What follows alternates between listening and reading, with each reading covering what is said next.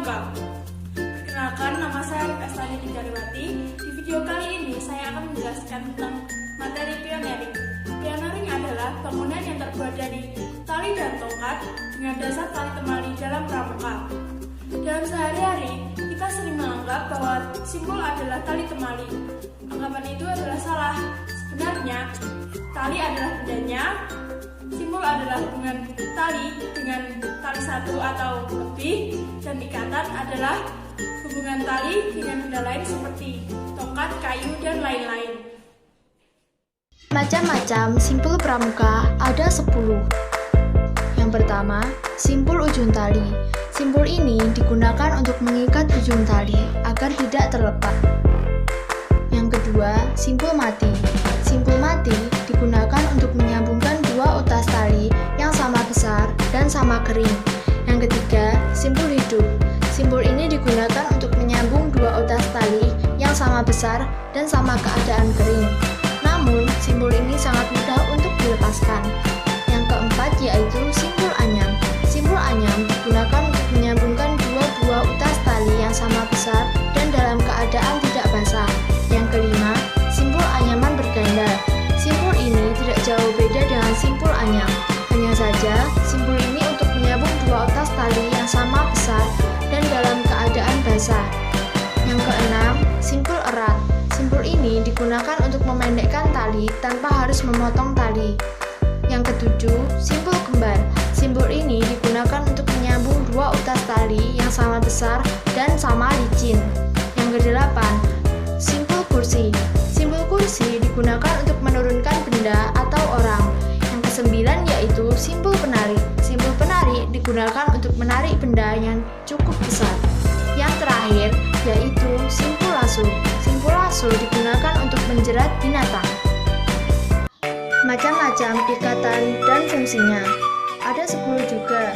Yang pertama, ikatan pangkal. Ikatan ini digunakan untuk mengikat tali pada tiang atau tongkat. Tapi, ikatan ini juga dapat digunakan sebagai untuk memulai suatu ikatan.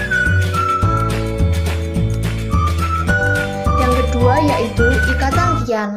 Ikatan tiang digunakan untuk mengikat suatu benda. Namun, ikatan ini masih dapat berputar dan bergerak leluasa, semisal untuk mengikat leher binatang. Yang ketiga, ikatan jangkar. Ikatan jangkar digunakan untuk mengikat suatu benda yang berbentuk ring.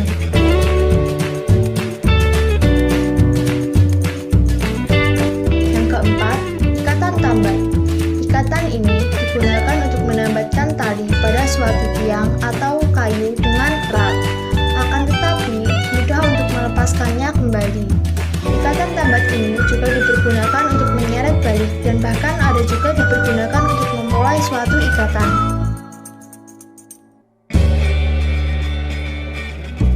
Yang kelima, ikatan tarik. Ikatan tarik digunakan untuk menambatkan tali pada pengikat binatang suatu tiang, kemudian mudah untuk membukanya kembali. Dapat juga untuk turun ke jurang atau pohon.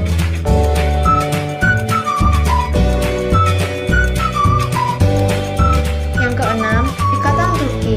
Simpul ini berguna untuk menghias tongkat, pengikat sapu lidi, dan bisa dicabut dengan digunakan untuk cincin kayu.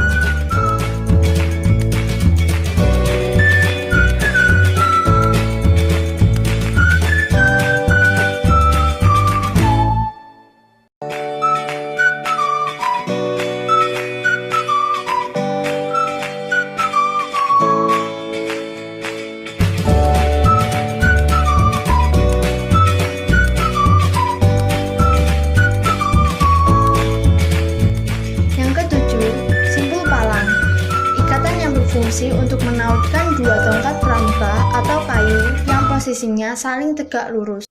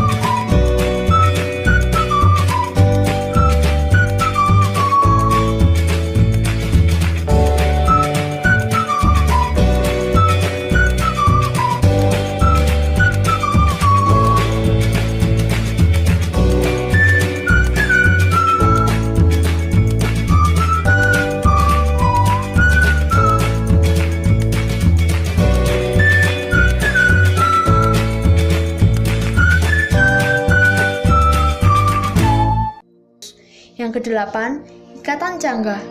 Ikatan canggah berfungsi untuk menyambung tongkat dengan tali secara sejajar. Ikatan canggah umum dikenal dengan nama ikatan sambung tongkat.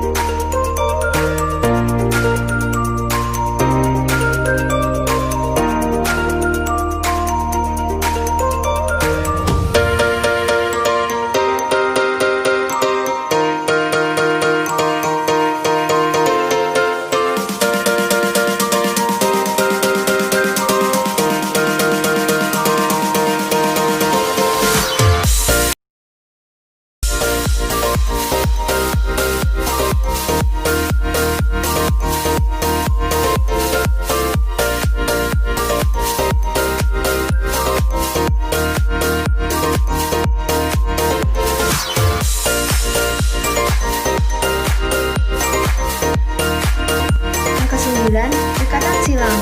Ikatan silang untuk menarikkan dua buah tongkat atau kayu yang posisinya persilangan.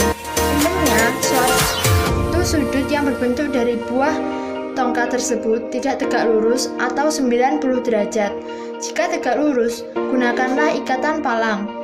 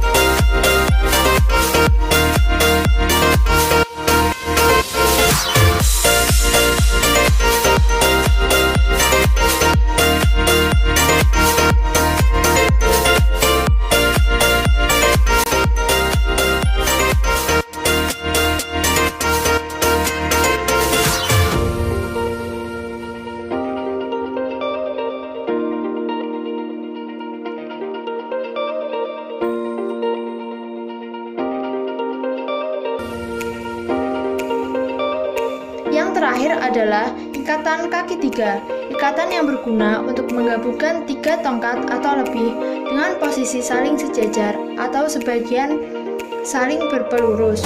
Kemudian, lakukan simpul pangkal pada salah satu tongkat.